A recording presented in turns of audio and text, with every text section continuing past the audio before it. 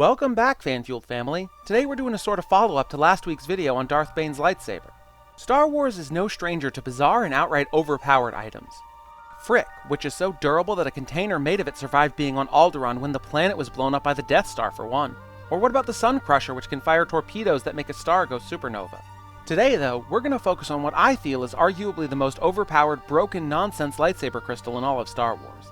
There isn't a lot of information on this thing. It's only appeared twice, and even with what we know of it from those limited appearances, we know it's honestly kinda busted. I present to you the GHOSTFIRE crystal. So what makes this thing so powerful that I'd say it's overpowered, broken nonsense? Well, imagine a lightsaber duel. Blade whirling around trying to cut your foe. It's pretty straightforward, right? Now, let's change the hypothetical. You know where your blade is, but your opponent's is invisible. It's silent. And worse, it creates dozens of afterimages that constantly throw off your sense of where your foe's weapon is. We talked last time about how a lightsaber's greatest weakness is the mass of the hilt. Well, the second greatest weakness is that the blade is brighter than a neon sign and louder than my parents watching TV while I'm trying to work. Seriously, Dad, get a damn hearing aid. A lightsaber can be seen in otherwise dark environments and heard for quite a distance. It's not exactly subtle. The GHOSTFIRE crystal is great in the hands of a master, especially for someone that excels in fast combat. Again, Makashi comes to mind. Or a Taru like Yoda, or Mace Windu's Vaapad variant of Juyo. The faster you are, the harder your weapon will be to track. Now, the downside to it is that in the hands of an inexperienced duelist, it only amplifies the existing danger of a lightsaber, lopping your own arm off. If you can't even see your own blade and you don't have the muscle memory to know where your saber's blade is without looking, it's very easy to swing the wrong way and... 'Tis but a scratch. A scratch? Your arm's off! It's a crystal that is very high risk, very high reward. If you know what you're doing, if you're a skilled duelist and you know yourself and your weapon, you win most of the time unless your foe so outclasses you as a duelist that you wouldn't stand a chance under any circumstances. Say, for example, if Rey used this crystal, she'd still get bodied pretty effortlessly by someone like Dooku. And do you know what the craziest thing is? This part's for you, Aki. This is in canon, too! Yes, it originated in Legends, but so did Cortosis. It was originally from Endless Vigil, a source book from the Star Wars Force and Destiny tabletop role-playing game, but was mentioned again in the Gadgets and Gear source book. That latter book came out in 2019 and is officially sanctioned by Disney as part of the new Star Wars canon. Now, will we ever see this thing in a movie? I really doubt it. But it is canon now. In canon, it's officially described as a Kyber crystal. Now, there isn't too much on GHOSTFIRE crystals. Very few official images, no video clips, nothing like that. So here, have my personal edit of Obi-Wan posing with a GHOSTFIRE crystal in his lightsaber. Behold my bad art! I do hope we see them again sometime. They're really cool if a bit overpowered.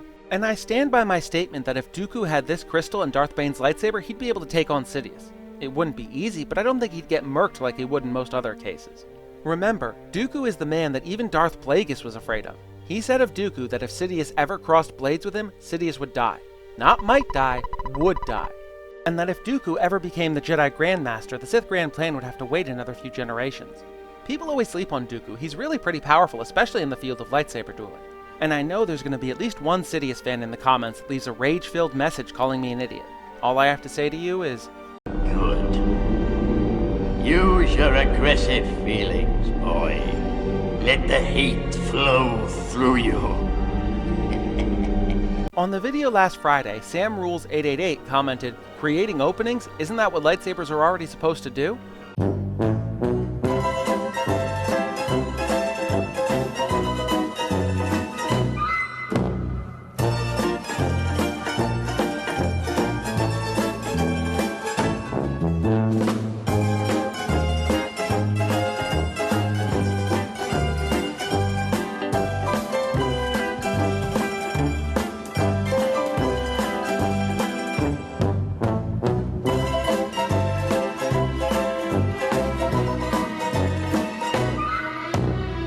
Yeah, very funny. And like I said in my reply, I meant that Makashi is great for creating openings in the opponent's guard rather than just battering them until they're too tired and slow to counter.